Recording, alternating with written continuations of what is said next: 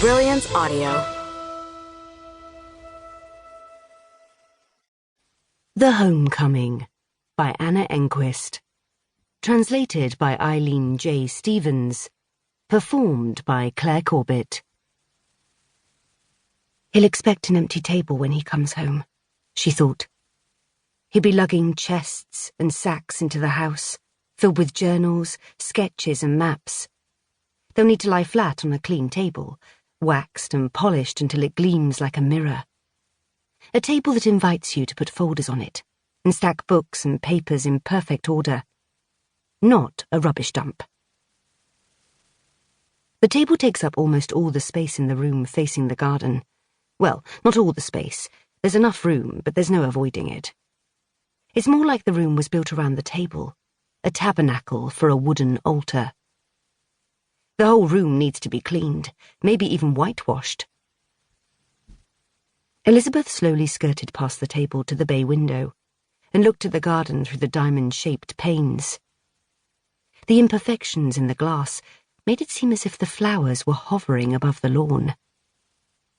When she moved her head, the pale blue irises bulged into monstrous shapes, and the garden bench jolted up and down every time she nodded. She pushed open the windows. The white-painted mullions surrounding the panes looked filthy. She wiped away a dead fly with her index finger. Spring air wafted in. Elizabeth rested her hands on her hips and sniffed.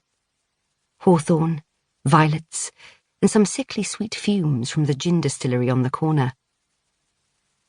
Before long, the linden tree hanging over the garden bench would bloom, and nectar would drip onto the furniture and lawn. Then, dense clouds of frantically buzzing insects would jostle around the pale green blossoms. Soon. She turned to face the darkened room. The clutter on the table rose before her like a mountain range. He'll be back, she thought.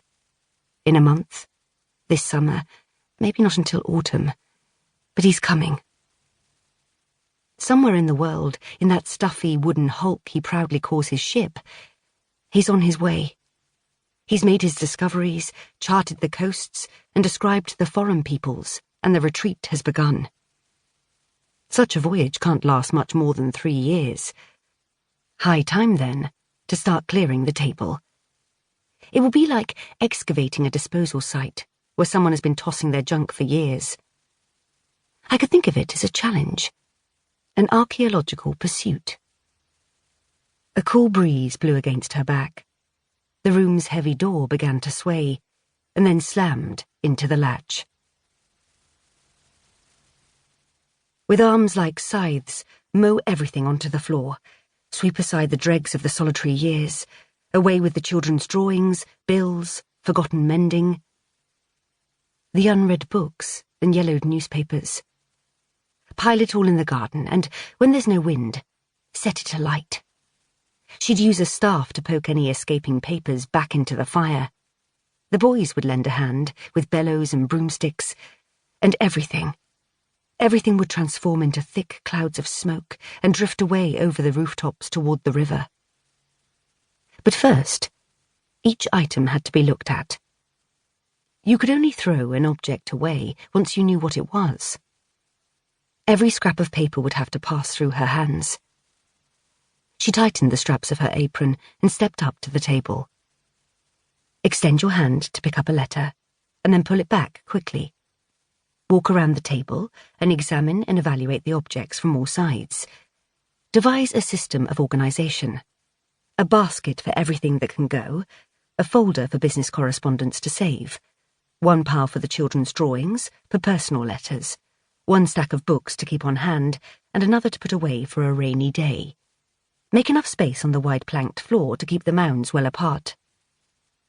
She knew her plan of attack, but kept dawdling and dithering.